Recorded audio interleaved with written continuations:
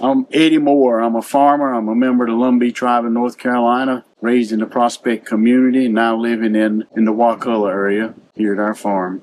Me and my wife have 4 children, and we were pretty much living off tobacco income. None of us used tobacco. Nobody smoked, nobody chewed, nobody dipped. We weren't addicted to the nicotine, if you will, but we were addicted to the income. Our tobacco was quality, world quality tobacco. North Carolina's always been known for that. When they started bringing it from Brazil, Zimbabwe, other places like that, it was less quality. But they had cheap labor, right? So it was a cheaper product. Sharecroppers, it just depended on what they brought. So if they brought just their labor, then they might get 1/3 and the landowner get 2/3 of that crop. And it was predominantly the native peoples that were putting that system and put really in a bind. You have families, man and a woman may have 14, 15 children. That was their ability to sharecrop more, to plant more, to harvest more. And that was their workforce. And when the older ones got out and went on about their business and got their own little sharecrop set up, they still had some young ones coming along. And at the same time, the non-natives, they weren't having many children. They might go get an education. They go off to the big city somewhere and get a job, never come back to the farm. Well, what happens in another generation? That's how the Lumbee population exploded. That was their way of living, because the more children you had, and literally the more work you get done. If you go out there in the field with 8 head, that's a lot better than having 2 people.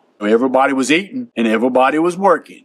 We don't know what we don't know. Just like back in the day when the government was putting asbestos in all their buildings for insulation, they thought that was a great idea, right? Well, there was a point in time when tobacco production and tobacco use, most people thought was okay. And that whole industry built around that. Not just the people using, but the people producing it. You don't know what you don't know.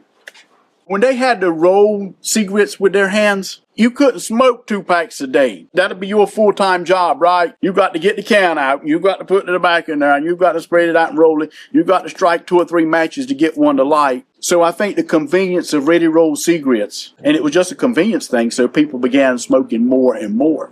I mean, everybody used to smoke, man. I mean, everybody smoked. I mean, you think about the tobacco industry was strong enough and big enough to convince Ford, GM, and all them that you need an ashtray and a cigarette lighter in every vehicle you make. I got family members I know right now has smoked and smoked and smoked and is taking treatment for lung cancer, has had surgery.